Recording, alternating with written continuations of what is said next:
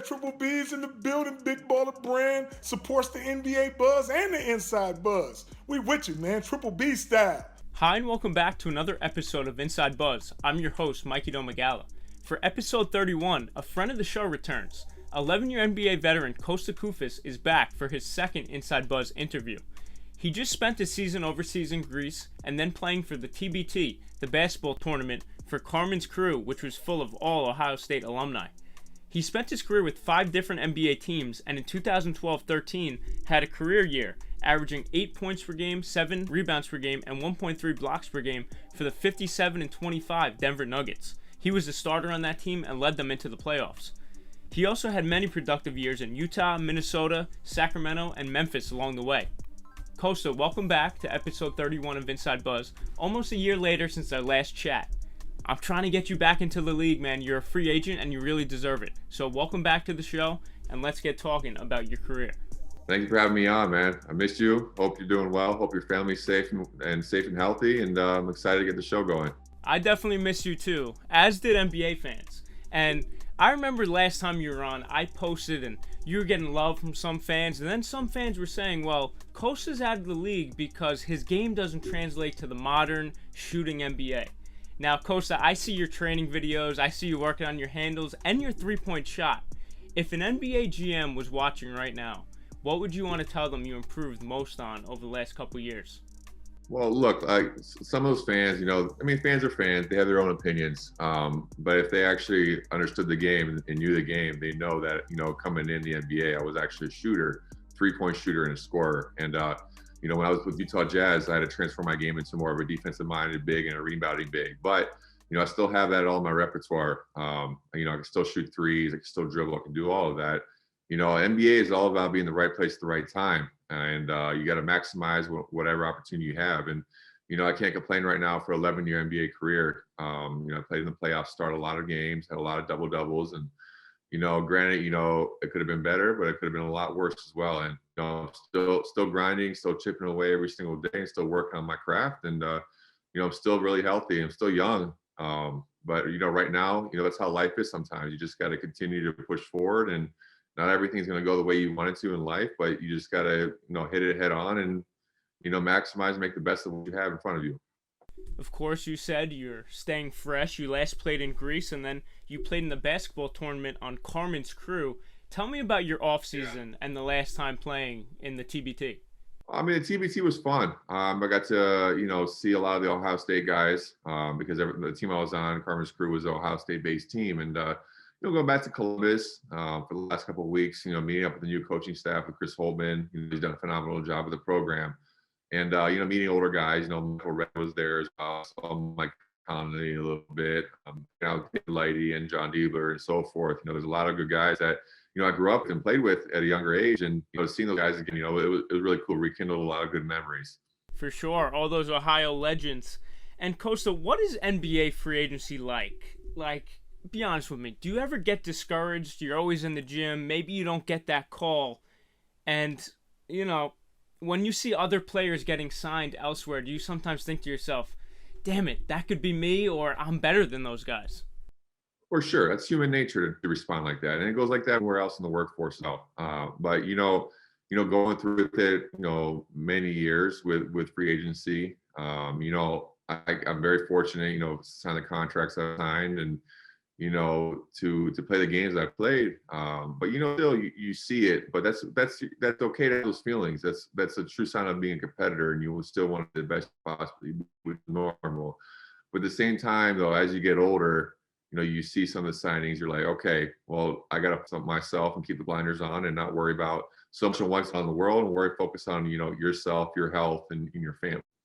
Well, Kosta, I have a lot of NBA connections and I have a lot of NBA viewers. If there's any GM or any player out there, sign Kosta to a contract. He'll provide much-needed rebounding in this league. And if he's got a three-point shot that I want to see unlocked in the league. You played with Giannis on those Greece national teams. Back then, he was just that young, skinny kid, brand new to America, brand new to the NBA. Now he's two-time MVP, NBA champion since we last spoke.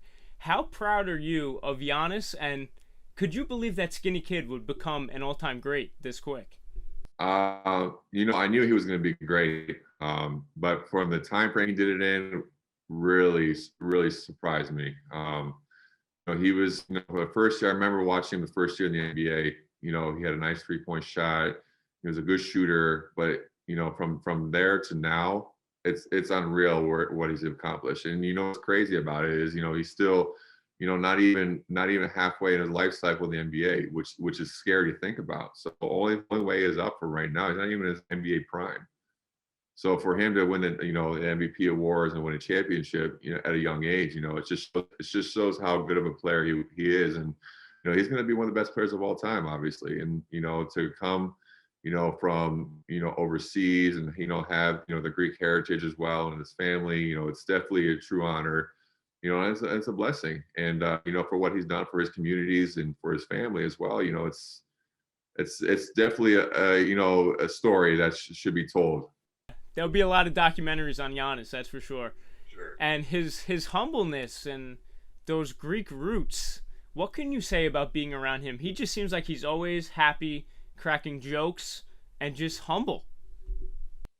Yeah, he's a good kid. I haven't spoken with him recently, but he's he comes, came from a background where it's definitely tough growing up, and for him to keep fighting through that, and to accomplish what was accomplished, not very many people could have done what he did. And he had a great family. His late father was a wonderful man, and his mother is a wonderful woman as well, and his brothers are great as well. So I mean, Thanasis and Alex and so forth, those guys, they're really talented in their own right, and they're all unique, and which makes the family just spectacular. Something I got to bring up. CJ McCollum, your high school teammate at Glen Oak High School. I mean, Kosta, that iconic picture when he's looking like he's like 4 foot and you're looking like you're about 10 foot. I mean, tell me about playing with CJ back then when he was just this 5'2" freshman. I was very, very fortunate to have, like people growing up, like CJ and his older brother, Eric, working out in high school, and we always pushed each other. And, for me with CJ, it doesn't surprise me what he's doing right now in the NBA. He's been doing this his whole life. Granted, he wasn't as tall in high school, after he hit the growth spurt, it's just happened, and, what he's doing in the NBA, in my opinion, obviously, he should be a multi-year all-star right now, but he'll get it this year. I'll be surprised if he doesn't. But, for what he's accomplished now too, going to, not a huge college, and, getting drafted to Portland, dealing with injury in the beginning. But I remember though, when I was with Memphis, we played them in the playoffs in the first round. And, we obviously, we beat him pretty well in Portland, but CJ just stuck out. He had 20 points a game, and I felt like that was his turning point after that playoff series and stuff. He just exploded from there. This past season, he was averaging something like 25 before that injury really brought him down almost all season. I mean, he really should be an all-star, but that loaded Western Conference, it makes it so hard. But the numbers are there. For sure, but you have guys that Bradley Beal averaged 30 a game. What was it, 2 seasons ago? Never was an all-star. Yeah. So it's there's more to factor in than just the player itself. It's I'm not saying it's 100% politics, but there's something's got to give. And if CJ doesn't make the All-Star game this year, and if he's healthy, and he's averaging the previous season, there's got to be some red flags. And as a 5'2" freshman, what do you remember from his game being that small? Like, did he have the same skill set? Yeah, he was always skilled. When he was my senior year, he was a sophomore, and the stuff he was doing was unreal. He would cross people up. I remember one game, it was a home game, he went in transition, he just threw the lob off the backboard to me, and I just jammed it in, and I was just like, wow, like this stuff is it was ahead of time. His step backs, his side steps, and having them playing the same court, it was great. I even learned a lot from him when I was playing with him. And but I think a huge help also too was Eric, his older brother. If you actually start workouts with Eric, he is just the Kobe mentality. We'll get in, 7 to 8:30 in the morning and just go hard for an hour and a half. Then after we'll do strength and conditioning from 9 to 10. And after that, it's every day, and it's actually helped me out too, and it's kept me fresh. It's kept me healthy. And it's those brothers are very unique, the McCollum brothers. There's so many NBA brothers. Look at Michael Jordan. He credits his, I believe, older brother for really elevating his game and really going one-on-one with him all the time. I'm sure CJ would say the same about Eric. Yeah, I totally agree. I wish I had a twin brother. And then another thing about you and CJ, you guys met, of course, in the NBA. 2015, you put him on a poster, Kosta.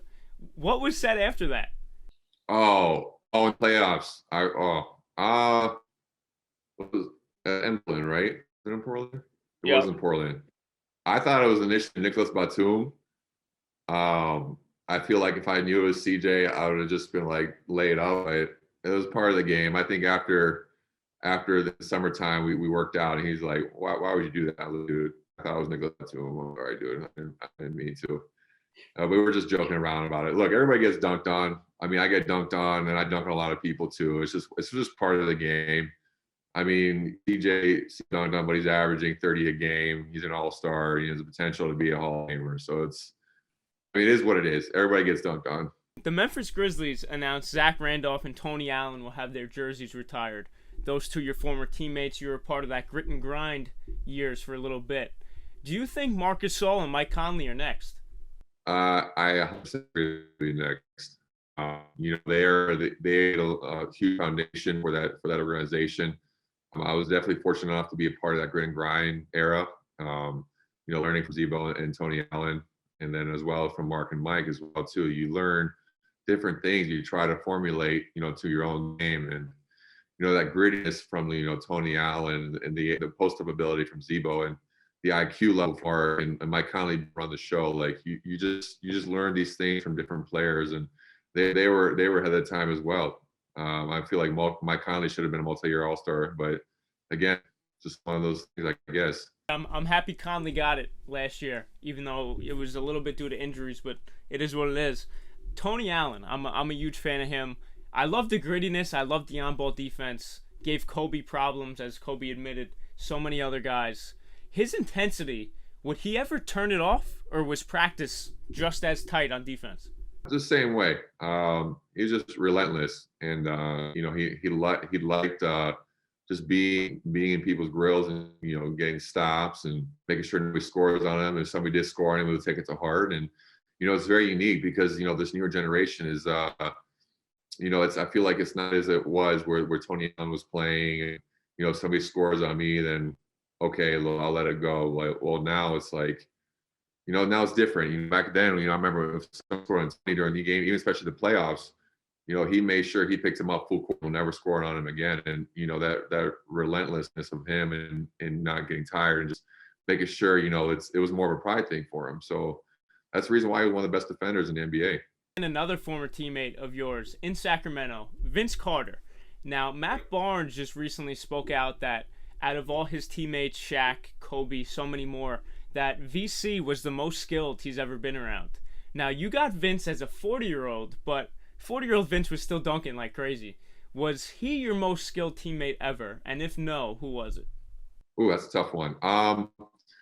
Look, I played with a lot of great players, and I think from a standpoint of Vince, I think being 40 years old when I was with him in Memphis and 42 or whatever it was in Sacramento, 41 in Sacramento, him to be able to score like he did, and to jump like he did at that age was unreal. And he was definitely not close to his prime, but he could score 20 points a game if we really wanted to give him the opportunity at that age, which is unreal. I would put Vince definitely in the top 10 of most skilled players I play with. Obviously he's a Hall of Famer. He revolutionized the game, and he's definitely a generational type player. I think for me, what stands out for me right now is Darren Williams in his prime.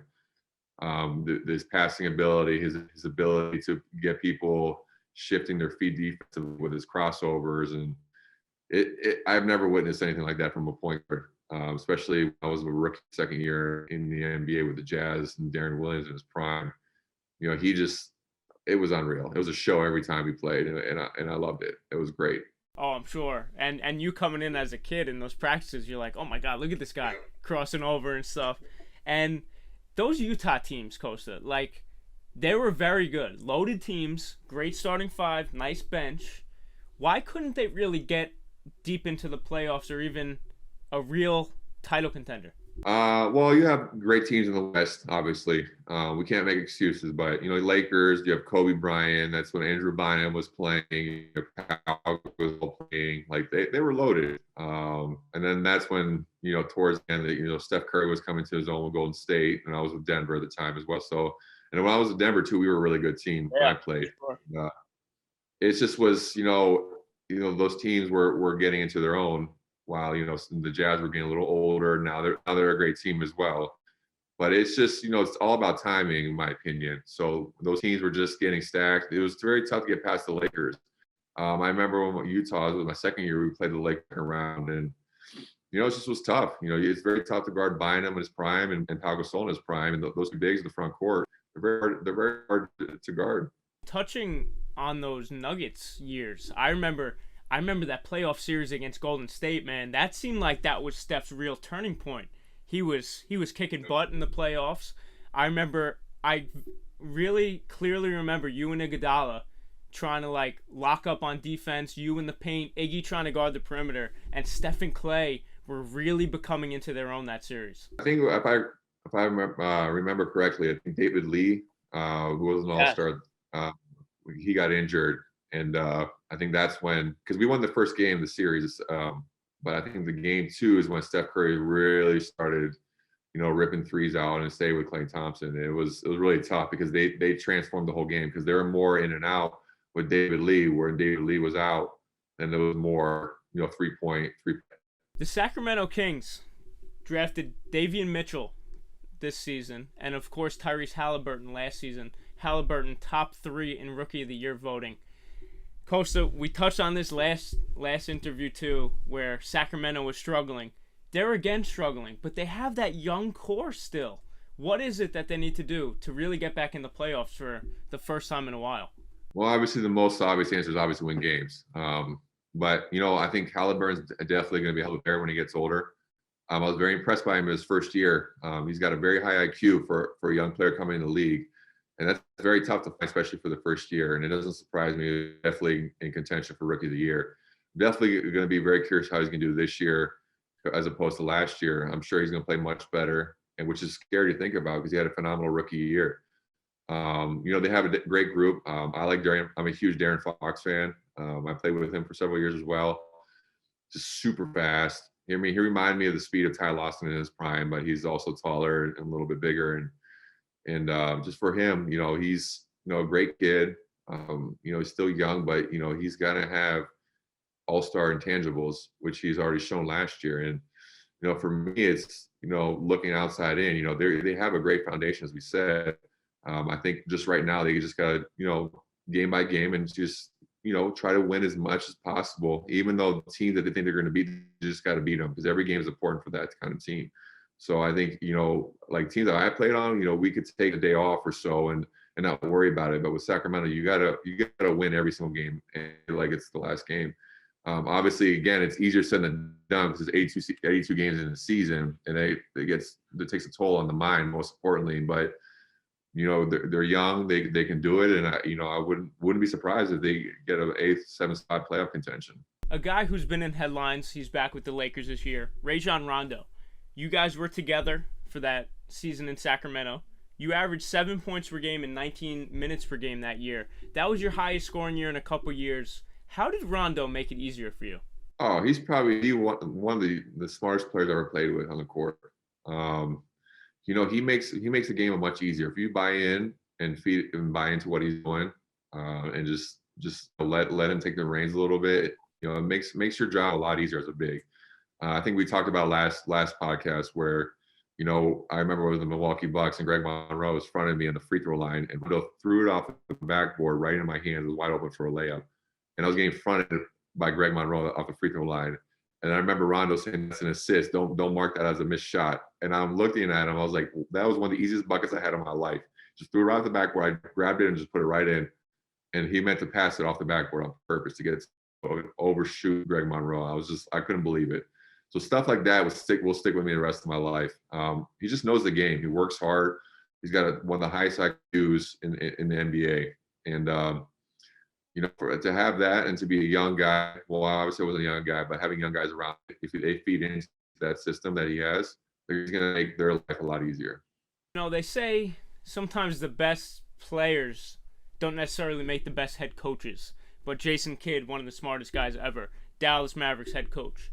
When Rondo retires, do you see him, being eligible with his mentality, his skill set, his knowledge to be a head coach? Well, I mean, I can't speak on his behalf on what he wants to do life after basketball, but in my opinion, I believe he'll be a phenomenal head coach.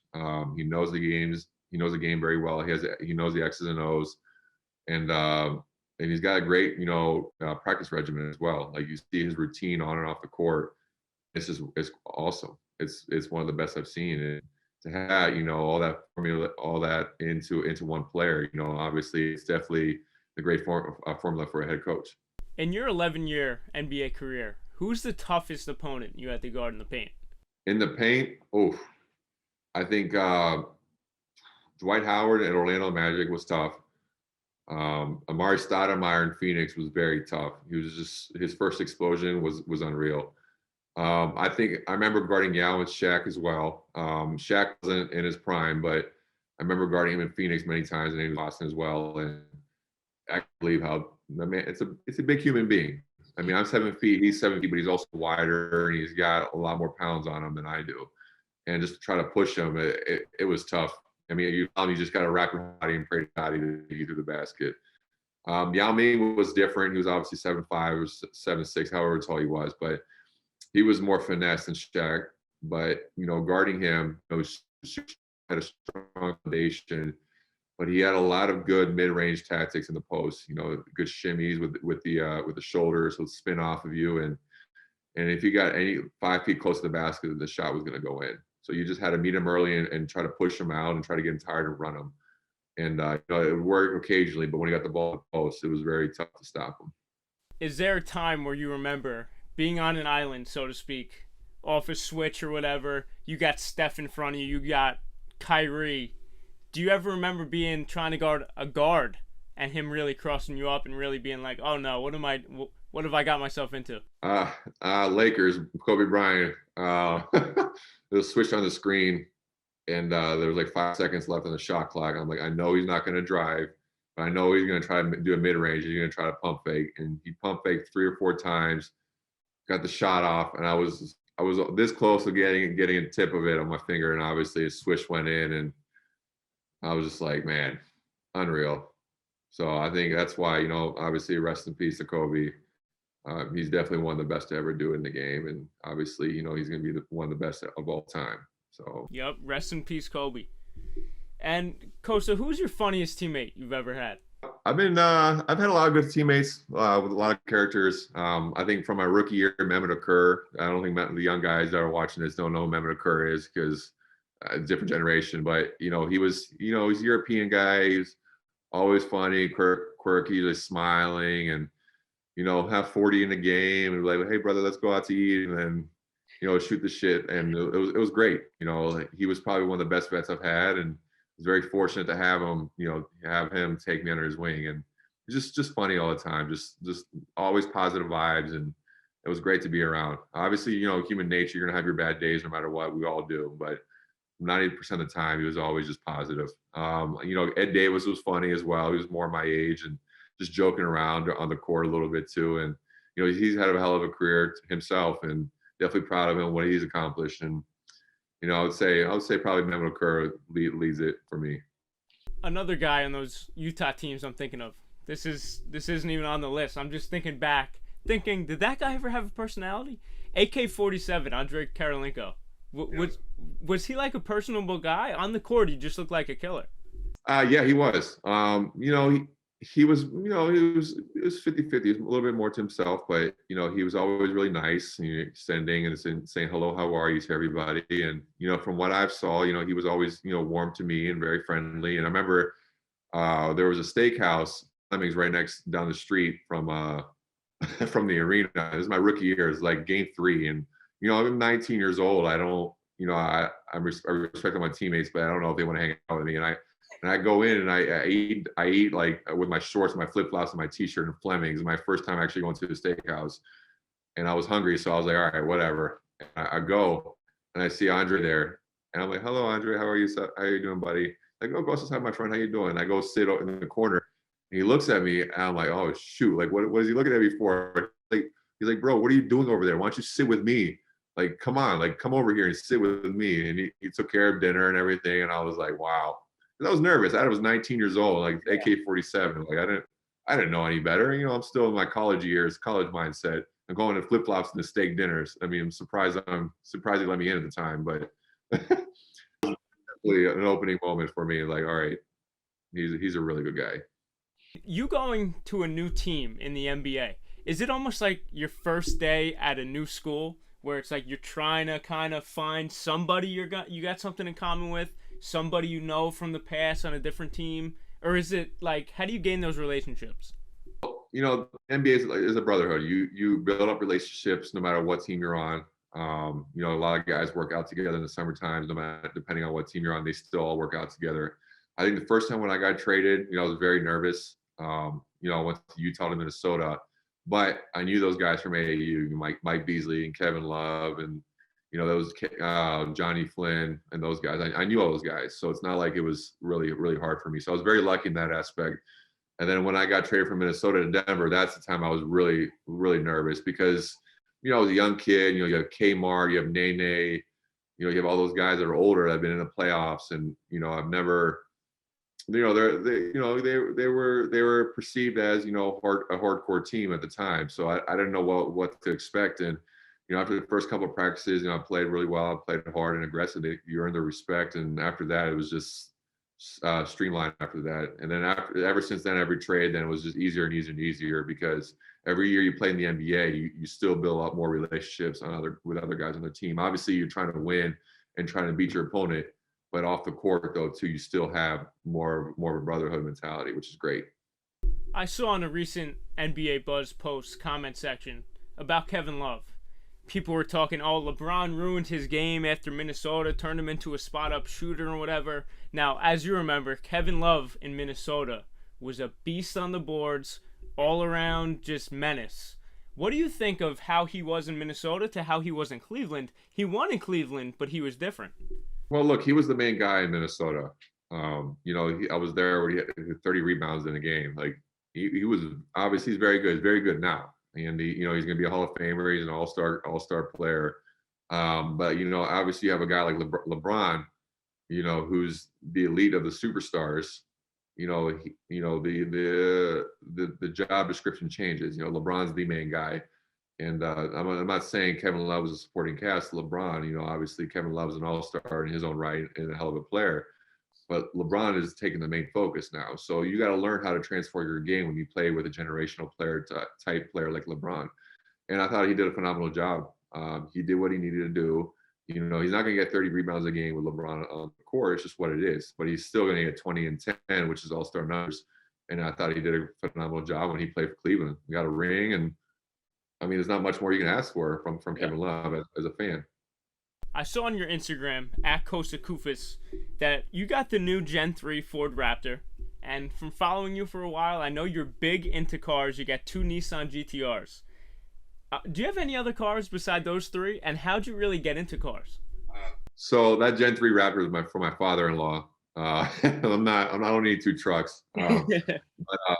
Look, if you're gonna buy cars, make for watching, make sure you have, other sources of income coming in before you buy a car, because a car is a terrible investment. I'm not a financial advisor, but this is my opinion. So make sure you get your investments in check and make sure you have residual income coming at all angles before you purchase things like these. No, but my father-in-law got the Gen 3 Raptor. He loves it. I've always liked growing up. I was a little bit of a gamer. I always played Gran Turismo, and Gran Turismo 1, 2, and 3, and all of them. I used to play them all the time. So whenever I wasn't playing basketball, I was playing Gran Turismo. And I told myself one day, when I'm ready, I'm gonna get a Skyline R33 GTR V spec and an R35 GTR, which I was able to do, and I'm very fortunate to drive them. I love them. I drive them, whenever there's a great day. I'll drive them before my workouts and go to my workout. After my workout, I'll drive them, and I can't complain. And I got a baby on the way in a couple of weeks, so that's why I've been, laying low a little bit. And right now I might have to postpone the cars for a little bit now. Life changes, so. Breaking news, ladies and gentlemen. Kosta has a child on the way. Congratulations, man. Thank you, brother. I appreciate it. Male or female, or are you waiting to figure it out? No, I'm not into the gender reveal stuff. It's a boy, so I'm excited. As long as healthy and happy. But it's a boy, so I'm definitely looking forward to fatherhood. It's definitely going to be a grind. You can watch all the YouTube videos and try to do whatever you can to prepare yourself, but nothing's going to prepare yourself until you actually go through with it. So. Well, congratulations, and back to that car hobby a little bit. You made good money in your career, and you're a car guy. You wanted those GTRs. When you see a new car, I'm into Teslas and stuff like that. I have a Tesla myself. I love it. But when you see a new car that really spikes your interest, are you like, oh my God, I gotta get that car? Or is your wife like, Kosta, enough? You already got your 2 GTRs. No, my wife is really cool about that. I have a 996 turbo manual as well, Porsche, and it's a classic, but it's manual. But she's really cool about it. She knows that we invested our money right, so we can do what we want to do for the right reasons. But she knows I'm a car guy, and she knows that we have everything lined up and checked. So she says, if you want it, you can get it. Do what you want to do. And I'm very lucky in that aspect. And granted, these cars aren't like Ferraris or Lamborghinis or anything like that. They're easy to maintain. They're very fast. And that's what I like, and I can fit in them, which is great. So I can't fit anything else. So that's funny. And I want to get your opinion on Teslas. I know people don't like the electric. People don't like other things about them. They like the regular gas combustion car. Want to get your thoughts. Look, so we're going through a phase now where most cars are going to start becoming hybrid, and then the hybrid is going to transform to electric. It's going to happen. It's just what it is. It's what the times are showing. And like for me, I'm a huge proponent of gas powered engine manual, because they're going to do away with those. And I like to hear the motor. Obviously, electric cars are more efficient. My GTR is tuned, so I've V-boxed it to 2.5 seconds, 0 to 60, obviously. But you get the oil temp right and the transmission warmed up. You got to do all that. Whereas when you plaid, you can do 1.9 seconds and just right out the gate with a full charge or whatever it is. And it just boggles my mind how fast these cars are going. So there's going to have to be, a gray area now too, where you have to update tire technology, because tire technology is not going to be able to keep up with the speed of these cars, which is nuts to think about. Never, I guarantee people 20 years ago didn't think these electric cars, first of all, were going to happen. Second of all, we're going to be 0 to 60 under 2 seconds.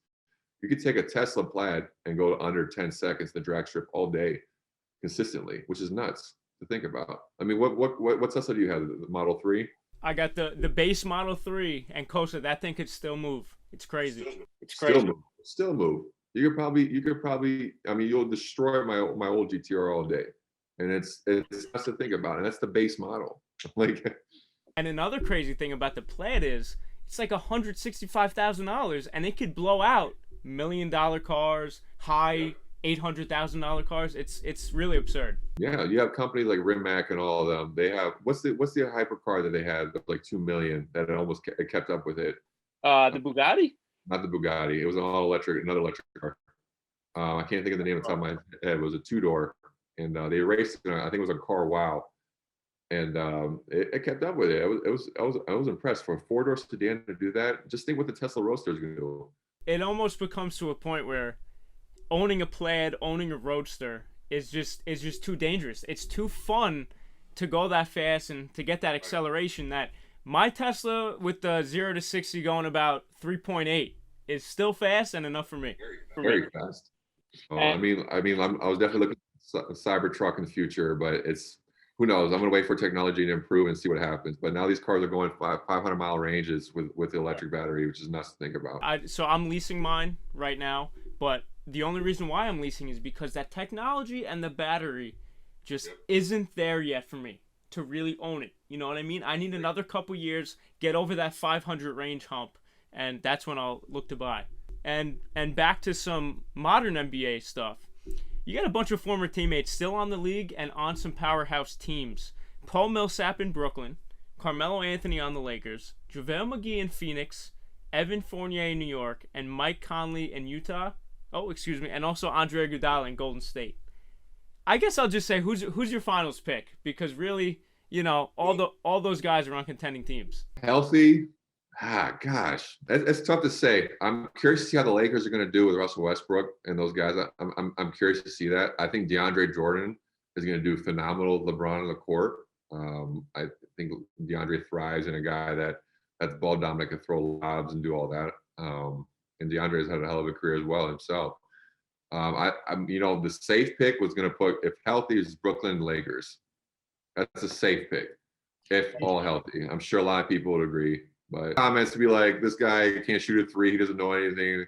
And they'll be like, all right, come to Canton, Ohio, let's play 1-on-1, and then and NBA social media, Kosta, you know how it is. It's craziness. Yeah, it is what it is. And if they were to match up, Lakers and Nets, both healthy, who you got? Oh man, I never bet against LeBron, especially in the finals. But something about Kevin Durant is just he's in my opinion, he's the most skilled player in the world, and I just think Brooklyn's could win in Game 6. Don't bet on it. Nobody take a bet. I don't need any threats. He doesn't need any more smack talk on the internet. Kosta, who's your favorite player to watch right now? Kevin Durant. He's taller. He can do whatever he wants on the court. If you put a hand up, it's still going to go in. For somebody, he's obviously went through some injuries, but for him to come back from those injuries and still, be able to perform at an elite level and is doing what he's doing still, that's unreal. I've never seen anything like that before. Obviously, you got guys like Dirk Nowitzki and Porzingis and taller guys too that can shoot and are skilled, but I think Durant's on a different level. And lastly, Kosta, how are those courts doing at Glen Oak High School that bear your name? They're doing great. I actually drove by them like 2 days ago, and a whole bunch of kids were just playing up and down. And, it's a great feeling. I've always wanted to do something like that, give a safe location by my high school where anybody can come in and play 5-on-5. There's two big full courts there, and they're always being utilized. And whenever I see a net ripped down or whatever, I'll go in and replace them and make sure the court's clean. They've kept them pretty clean. So I was definitely been really happy with that. And I get messages all the time, just saying, hey, thank you for building this for us, and it's been great. Thank you, and it means the world to me. So definitely very fortunate. Well, Kosta, those kids, that community, they appreciate you as much as I appreciate you. Thank you for always being a stand-up guy, engaged in NBA Buzz's content, and always being willing to hop here on Inside Buzz. So thanks for coming on for episode 31. Thank you, brother. I appreciate you having me. And look forward to the next episode as well. And keep doing your thing. I'm proud of what you've accomplished, and more to come your way. I appreciate it. And also, Kosta, congratulations on your kid. I'm looking really forward to seeing the Instagram announcement. So happy and healthy. Appreciate it, buddy.